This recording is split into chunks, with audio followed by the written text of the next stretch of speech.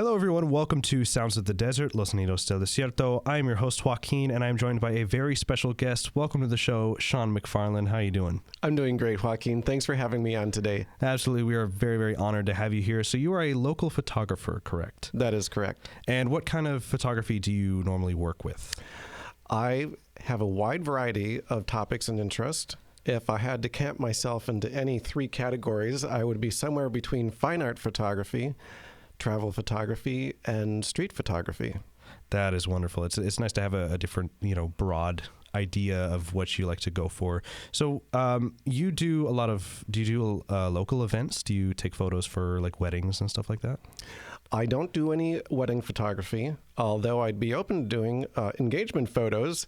The pressures of doing a wedding, I think, would probably overwhelm me. So kudos to all my colleagues out there who can shoot weddings. I admire that talent. If I'm out and I'm covering events, it's more for my own enjoyment and the thrill of being able to capture candid images. And so sometimes when I'm out, I'll be out at a street festival or doing something that I enjoy and just people watching and just to see what they're up to. And I think the real joy of street photography is capturing the beauty of everyday life and people enjoying the simple things or capturing random moments, which can maybe sometimes make us think. I think the best part about that is the natural aspect of it. You see people in their rawest form, and you have nature itself at its rawest form. And I think that's such a beautiful way to display our world through photography, because obviously our eyes will always be able to see so much more than a camera can capture. But I think doing street photography is probably the closest we can ever get. And I think that's a beautiful way to go about it. So we talked a little bit before this interview about different ways of printing. And you mentioned you do a lot of film and darkroom work, which is something that I love photography. I love doing it, but I don't even have my toes dipped into that world. So I want to know a little bit more about your process with that. With the film photography, so I'll give you a little bit of a historical background on how I got started in film. When I started my freshman year of college, way back in the dark ages, way before cell phones and horse and buggy was pretty popular at that time. But anyway, I got started in film. I took my first film photography class and just absolutely fell head over heels in love with that. And I took that at a small college called Waldorf College in a place called Forest City, Iowa. Not a college anymore, it's a university. So I was there when it was just a baby college and started out doing film and really fell head over heels in love with that. That was 1989, so that was a while ago. And out of that burst an opportunity. The public relations department of the college came over and said, well, do you have a student in your class that might be interested in picking up a work study and actually covering events? And that's where I probably picked up a little bit of excitement. And even though it wasn't street photography per se, I was covering events for the college and doing public relations work, which also gave me access to the darkroom. So darkroom skills actually became more like riding a bike. It became a very natural, normal, regulated process. And I had a Pentax K1000. I actually have it with me today if you want to take a look at it later. But I was using that camera at that time and shot consistently with that all the way up until about 2006, 2004 actually, with the dawn of the better digital cameras coming out. And so digital made my film work go away for a while. And then it's only been about 3 years ago that I fell back into film work again.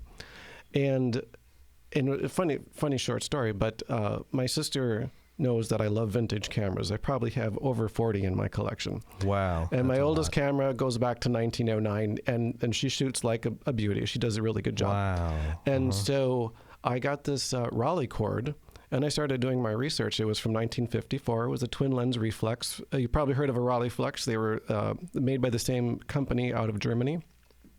I didn't even know how to open the camera. And that was pretty rare for me. So I got it open, got it up, got it running. Thank goodness for YouTube University. And I realized 120, do people still make 120 film anymore? And sure as shooting, you can still buy 120 film. and I loaded it up and learned how to use an external light meter. And you'll only get 12 photos on a roll of 120 if you're shooting it in a twin lens reflex where that's a 6 centimeter by 6 centimeter. And then I started printing with that. Then I started falling really head over heel in love, not only with film again. Medium format creates a beautiful crystal clear image. It's also an awful lot of fun to develop that in a darkroom. And I actually purchased about a year and a half ago a Bessler 23C that were made back in the early 1960s, and I assembled it, and I can actually do photography out of my own home and do the darkroom developing. And I wish I could explain the thrill of taking a film negative and loading it up in your enlarger and just start watching the magic happen in front of you. And what a thrill. And then you really start to, as I shared earlier with you, you start to really appreciate what the light is doing. And not only that, but the thrill of composing through a twin lens reflex, because everything is flipped around inside the camera. So when you're doing your composing, I always say, well, which hand am I holding up? And if you're waving your left hand, it's going to look like your right hand is coming up in the photo. So anyway, it's kind of the challenge to composing, but it's a real thrill. And I think one of the things I love most about film is the printing process. That is a very, very unique process. You know, there's different forms of art, especially in the kind of photography range, like film, and just a bunch of different ways to exhibit that art. But I think with the using darkroom and film specific kind of methods is very unique for photography, and something that, you know, there's a lot that goes into it, and it's a beautiful thing. So you mentioned having a bunch of different vintage cameras. I think that is the coolest thing ever. How would you say that photography as a whole has changed from, you know, something from 1906 all the way until a camera from 2025? Well, I will tell you that the new cameras do a lot of the work for you. And so the cameras, depending if you can actually dial in, depending on the make and model of a camera, and make all the decisions for your photo. You're setting the aperture, you're setting the shutter speed, you're doing all of your own manual focusing. A lot of the really good high-end, either, you know, DSLRs or even the mirrorless, you can go in and do all that work, or set it for an aperture priority, or set it for a shutter priority, depending on what the aesthetic or composition or situation you're trying to cover. And that's a lot of fun. Sometimes I don't always like the choices that the camera makes for me. When you are, like most of the cameras that I prefer to work with, they're at minimum 70 years old, and there's no light meter in them. And so I have to use an external light meter to figure out the lighting values and literally dial those in, select my aperture and shutter speed, and in some cases add a filter, in which case I have to compensate for the aperture. And all of that work is going on in my brain. And one of the reasons I still love to shoot film is because my brain is further engaged in all the decisions that have to go into that photo. So I feel like there's, in some ways, an even deeper sense of ownership in the image I produce. And it all has to, it's kind of like the stars. It all has to line up to get what you're going for. And so yes, when you see the evolution, and I feel like I've lived part of the evolution of film, because I've gone from a Pentax K1000 to now if I'm going to do some digital work, I'll use a Canon EOS RP. I'm also a big believer that you don't need to spend a lot of money on your camera gear to get the kind of photos you want. Definitely. I really think that if you're out there as a photographer and trying to find your niche, don't go spending a lot of money on these. Don't break the bank. Don't break the bank. You don't have to. And in fact, if you take a look, I don't know if you've heard of KEH Camera, but they're a used camera superstore, and they rehab everything from manual film cameras to digital. and there's no reason why you can't. I still get beautiful images out of a Pentax KX digital. Fortunately, the autofocus doesn't work anymore, but I can manually focus it in, and that's a camera from 2009, and I got some of my most beautiful work. Still takes great photos today, and I think it's all about finding out, where your niche is. What do you want to do? I really think the best camera out there is the one that works for you. Wow, that is beautiful advice. That is really great advice, because there's so many people trying to figure out, what camera do I get? What's the best camera for settings? And there's a big argument nowadays with phone cameras nowadays, because you pick up an iPhone and you take a pretty picture, and the quality of an iPhone nowadays looks so clean that some people think you don't need a photography camera to pursue photography. And what are your thoughts on that? Well, I'm going to admit that happened to me. I've had an iPhone for years. I haven't made it past number 13. It's okay. But these phones take spectacular photos. They're really wonderful. When I facilitated a street photography workshop, I made absolutely sure that no one coming into the class felt like they needed to have a specific camera to do the workshop, because the photos you can take on, whether it's a Samsung, iPhone, or whatever you're photographing with, you can take incredible, beautiful photos with these cameras. And in fact, all the composition, and you can dig deep into those menus and take extraordinary photos with them. So you should never rule out that you can't get an amazing photo just by using your phone. In fact, I've had some really good fortune with my own phone. So that's why I don't want somebody to feel like they're less than in any shape or form, because you can take an extraordinary photo with whatever equipment you have in front of you. They don't typically work for me in the way that I like to do photos. I do think that some of when you were trying to zoom in on something, you might lose some of the detail in there. They're getting better at it. But nonetheless, I did take a weird, few years hiatus off of my handheld cameras, because I'm traveling. I'm like, these photos look great. For me, it's all about how you want to recreate that image when it appears on a piece of paper, or in a frame, or however that might work for you. You can still enlarge and make really gorgeous, gorgeous photos right from your phone. And so that's why I say, if that's what's working for you from your creative aspect, don't rule it out. Run with it.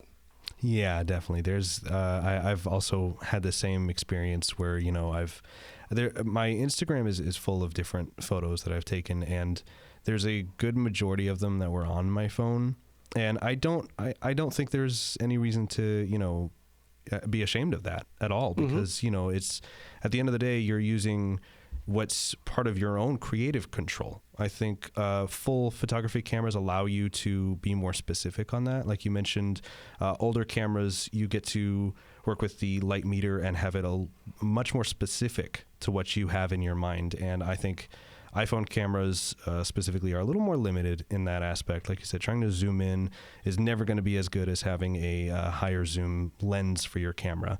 But at the same time, it's still something that you can totally make something beautiful out of and be happy with. Oh, absolutely. And what I really want people to do more of is print those images from your phone. Make those little gallery albums after you've had a special event, or maybe you've had a chance to travel, and see what they look like when they come out on paper. My number one concern, and I speak from experience, is back in the day when I was trying to be cheap and trying to make the best of my SD cards, I would wipe them off. I would put all my images on a computer.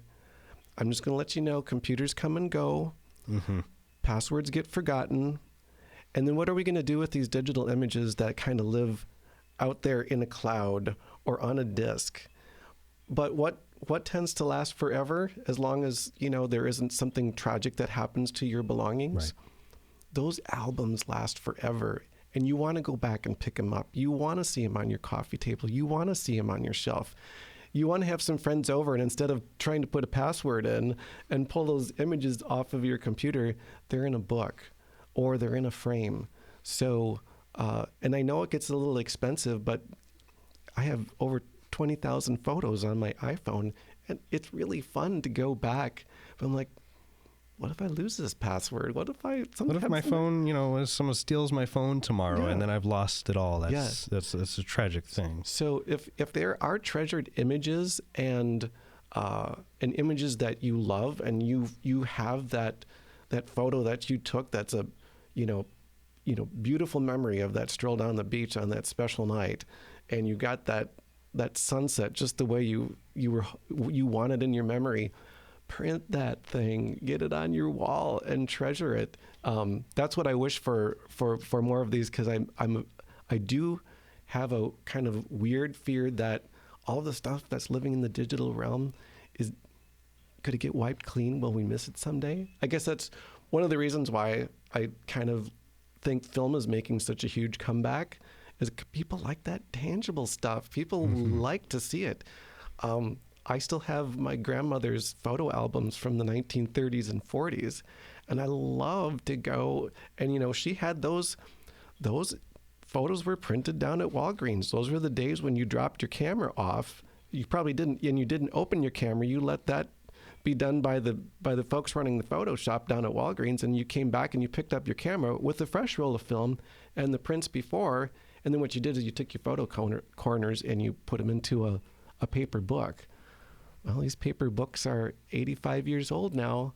They're sitting on my desk, and I still pull them open, because actually I think my grandmother was probably one of my greatest inspirations, even though she would have never called herself a photographer. But she was the one who was really ultimately responsible for preserving the memories and some of the candid photos of my mother and my aunts and uncles when they were growing up as a kid.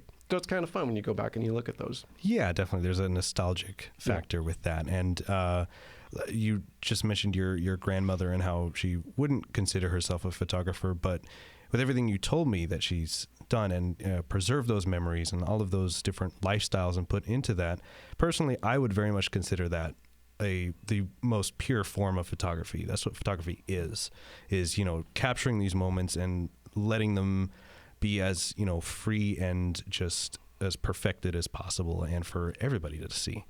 Oh, it's incredible. And I have her two cameras.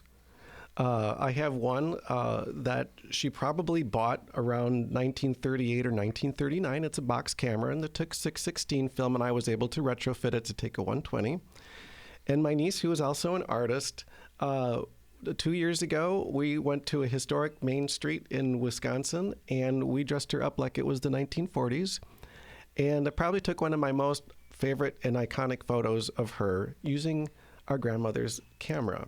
Mm-hmm. And if you look at it, it's straight out of the 1940s. We've got an old painted advertisement on a brick wall in the background. And the only thing that's kind of missing from the photo, because she's got pearls and a polka dot dress on, is maybe, and she got the hair perfectly coiffed. And the only thing missing is maybe a cigarette. She pulled a little bit of a sash. She was a great model for me when we were starting to do some vintage shoots with the old cameras, and we really came out with some great results. But yeah, there are what I would say unsung photography heroes out there who haven't had their work recognized.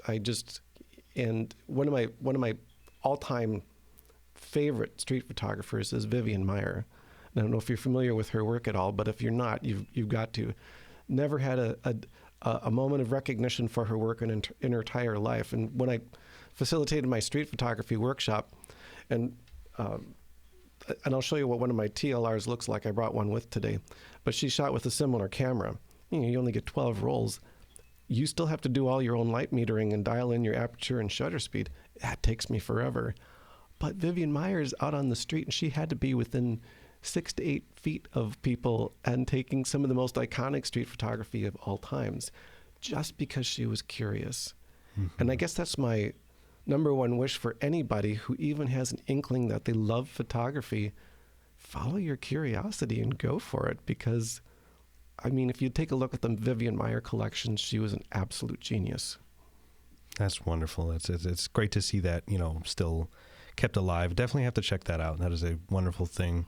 A lot of my photos that I've taken have been just following that curiosity you mentioned. It's just like there's some of my favorite ones that I've ever taken. I was just there and happened to have my camera and was like, that might look pretty nice. And then I like to think of photos a lot less than just, oh, it's a pretty photo. I like to think of, what the symbolism is, what makes it stand out from others in a deep understanding kind of way. And so a lot of the photos I take are just like, oh, that means something deeper to me when I look at it. So I'm able to capture that. And I think that's something that I agree with you. I think people should really follow that and just, go for it. There's nothing wrong with taking out your phone or taking out your $100 camera or your $30 camera and just taking a photo and see where it goes.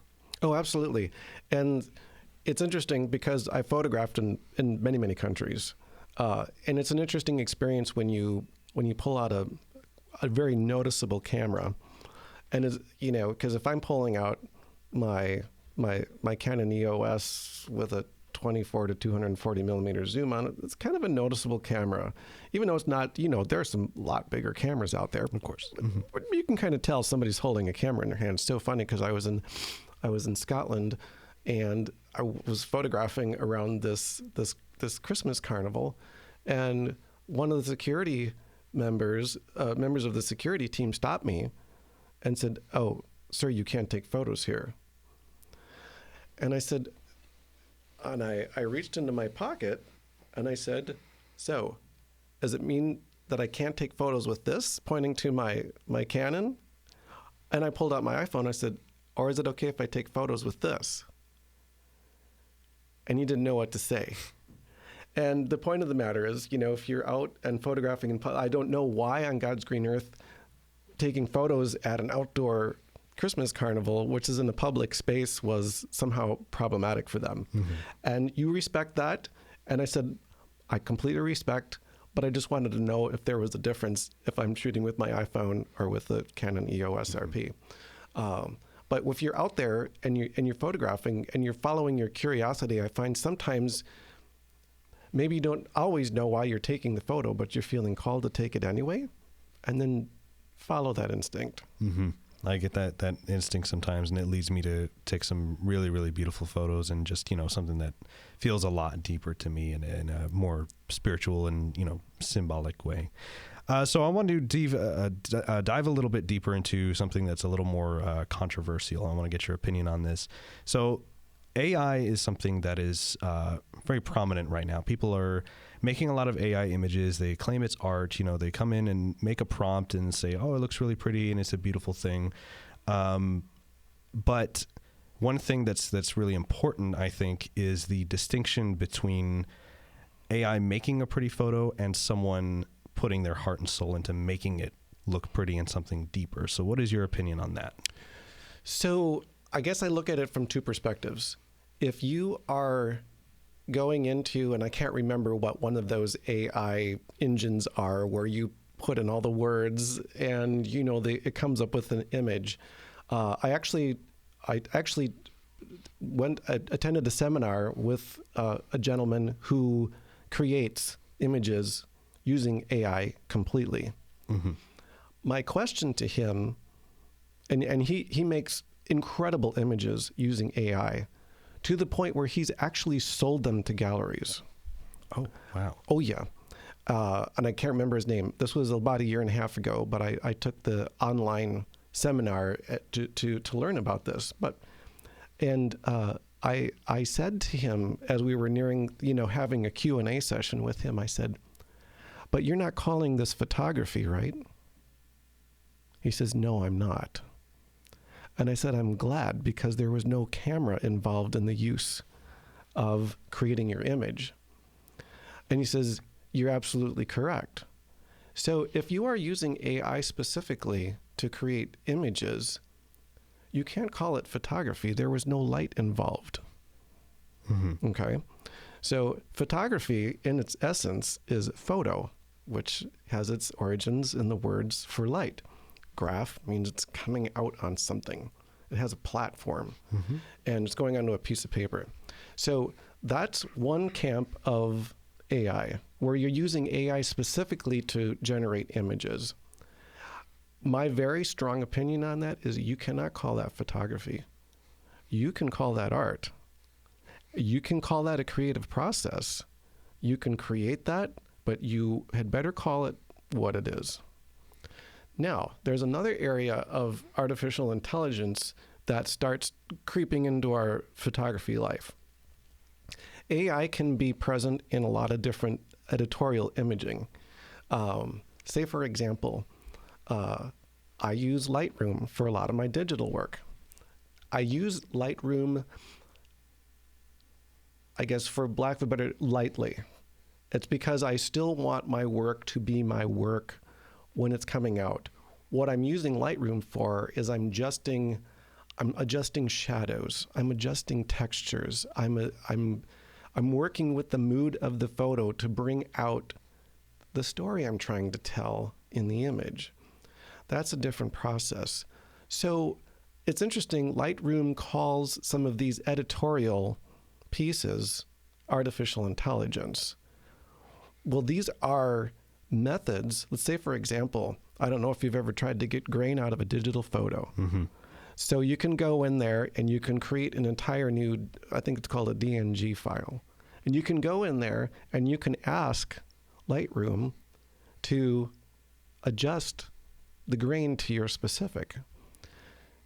And it's using its technological brain to decipher. But I'm still making a decision in the editorial aspects of creating this photo. Like Ansel Adams said, you don't really take a photo, you make one. You are really ultimately making an image by the time it comes out to be enjoyed. Mm-hmm. So, yes, if I'm doing some digital work, I'm using these Lightroom tools, and it's interesting because but one of the things I don't do in my work is I don't borrow a cow from another photo to put on my hill next to the cabin if the cow wasn't there in the first place. And if you're going to do that, my hope is that maybe folks would be a little transparent about that. I think it's just because it's my own bias. I'll be really clear. It's kind of a bias for me. I'm not going to borrow, a mountain from another image to put it next to the cabin and then import a stream from somewhere else, because I wasn't standing there in that moment. That wasn't the moment I experienced, and that's not the moment I want to share. Now, other photographers, they might like to do that. There's some really crazy, wonderful photographers out there who make these dreamscapes, and they're using a lot of really creative editorial tools. And there's no second guessing. They're borrowing from all of these great AI tools that exist out there. And that's a beautiful and creative process. There's one photographer, I can't think of her name, but her kids are in all of her images, and they're flying their toy planes in the air and, catching sheep as they're flying over clouds. And we know none of that stuff is happening in our everyday life, and we have to use some creativity. I really applaud that, because she's using all these crazy, wild, amazing digital technological things for her creativity, and she's really putting together, to me, that's basically digital painting, in my opinion, and her creative process really shows. But she's unapologetically using these amazing editorial tools to create a beautiful image at the end that, quite frankly, I'd love to have on the wall, because it's just phantasmagorical, if I can just borrow that term from somebody out there. Sure. That's wonderful. We want to thank you for coming in, Shaun. It's been an absolute pleasure to have you here. Really appreciate it. Could you tell us where we could find your work, Instagram, anything like that? Yes. I am at Shaun McFarland, and that's spelled SHAUN, my last name, MCFARLAND .photography. And you can also, my website is ShaunMcFarland.photography. And keep an eye on the activities at Yuma Art Center. I do have a solo exhibition coming up. The opening night is March 15th. And speaking it makes it all the more real. And so come on down. The name of the exhibition is called Far From Home, and it's travel photography. Wonderful. Well, thank you so much once again for coming in. We really appreciate you being here. And good luck with your photography and travels. Joaquin, it's been an honor and a joy. Thanks for having me here today.